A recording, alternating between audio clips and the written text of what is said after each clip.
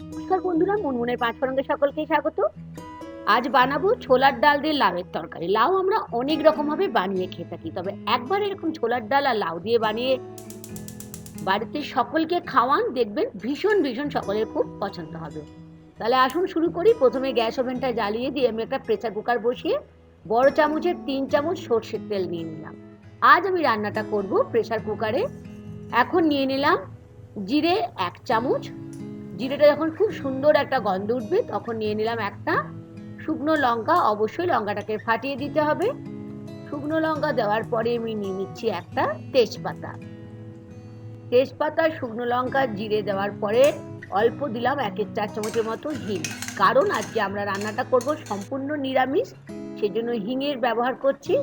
আর নিয়ে নিলাম একটা মিডিয়াম সাইজের টমেটো, যেটা আগের থেকে ধুয়ে পরিষ্কার করে ছোট ছোট টুকরো করে নিয়েছিলাম।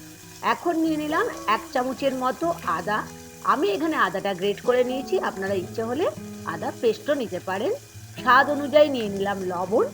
লবণ দেওয়ার পরে আমি নিয়ে নিলাম 1/2 চামচের মতো হলুদ। হলুদটা অবশ্যই কম দিতে লাগবে। নিয়ে নিলাম জিরে গুঁড়ো 1/2 চামচ আর ধনে গুঁড়ো 1/2 চামচের মতো। এখন সমস্ত কিছু শুকনো মশলা দেওয়ার পরে লাস্টে একদম নিয়ে নিলাম রেড চিলি পাউডার, যেটা হচ্ছে কাশ্মীরি চিলি পাউডার, যেটা কোনো ঝাল হবে না কিন্তু রঙটা খুব সুন্দর হবে। খুব ভালো করে কষিয়ে নিয়ে একটা 300 গ্রামের মতো লাউ পরিষ্কার করে কেটে রেখেছিলাম, আর তার সঙ্গে মশলাগুলোর সঙ্গে বেশ ভালো করে হাই ফ্লেমে আমি এখন লাউটাকে কষিয়ে নেব। এই অবস্থায় আমাদের কোনো জল দেওয়া চলবে না, কারণ টমেটো থেকে যে জলটা বের হবে আর লাউ থেকে যে জলটা বেরোবে তাতেই আমাদের কষানো হবে। আর এটা নিলাম 1/4 কাপ ছোলার ডাল। এই ছোলার ডালটাকে আমি রান্না শুরু হওয়ার আগেই ভিজিয়ে রেখেছিলাম। ছোলার ডালটা দিয়ে বেশ ভালো করে হাই ফ্লেমে 2 মিনিটের মতো কষিয়ে নিতে হবে। অবশ্যই এরকম করে লাউ আর ছোলার ডাল দিয়ে নিরামিষভাবে ডিনার বানিয়ে সকলকে খাওয়াবেন, আর দেখবেন তারা কতটা হ্যাপি হবে। আর নিয়ে নিলাম একটা কাঁচা লঙ্কা। লাউ আমাদের শরীরের জন্য খুবই ভালো। আর এখন নিচ্ছি 1/4 চামচ চিনি। চিনিটা সম্পূর্ণ অপশনাল, যদি না দিতে চান নাও দিতে পারেন, তবে নিরামিষ তরকারিতে আমার একটু চিনি দিলে ব্যালেন্সটা ঠিক থাকে বলে আমি চিনি দিলাম। এখন 2 থেকে 3 মিনিট হাই ফ্লেমে সমস্ত কিছু মশলা দিয়ে ভালো করে কষিয়ে নিয়ে নিলাম 1 কাপের মতো, 1 কাপের মতো জল নিয়ে নিলাম। জল নিয়ে আবারও ভালো করে এটাকে মিশিয়ে নিলাম। এটা তরকারিটা হবে ডালের মতো, পাতলাও হবে না, কিন্তু এটা একটুখানি গ্রেভি থাকবে।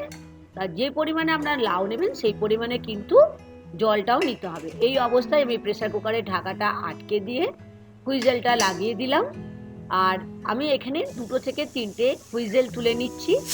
যদি লাউয়ের পরিমাণ বেশি নেন তাহলে ছোলার ডালও তাহলে বেশি লাগবে, পরিমাণটা আপনারা সেরকমভাবেই নেবেন।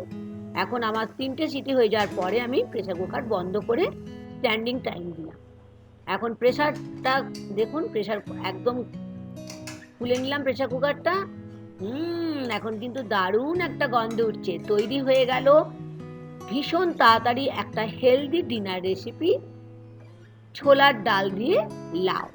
দেখুন কতটা আমাদের সেদ্ধ করতে হবে, ঠিক এইরকম, বেশি সেদ্ধ করাও চলবে না, আবার যেন শক্তও না থাকে। একদম শেষে নিয়ে নিচ্ছি বেশ খানিকটা ফ্রেশ ধনেপাতা আর 1 চামচের মতো দেশি ঘি মিশিয়ে দিলাম বেশ ভালো করে। আজকে কেমন লাগলো আমার প্রেসার কুকারে ছোলার ডাল দিয়ে লাউয়ের রেসিপি? হ্যাঁ, আমি জানি আপনাদের নিশ্চয়ই ভালো লেগেছে। অবশ্যই একবার রাত্রিবেলার ডিনারের জন্য বানিয়ে সকলকেই খাওয়াবেন। আর আমাকে জানাতে ভুলবেন না আজকে ছোলার ডাল দিয়ে লাউয়ের তরকারি কেমন লেগেছে।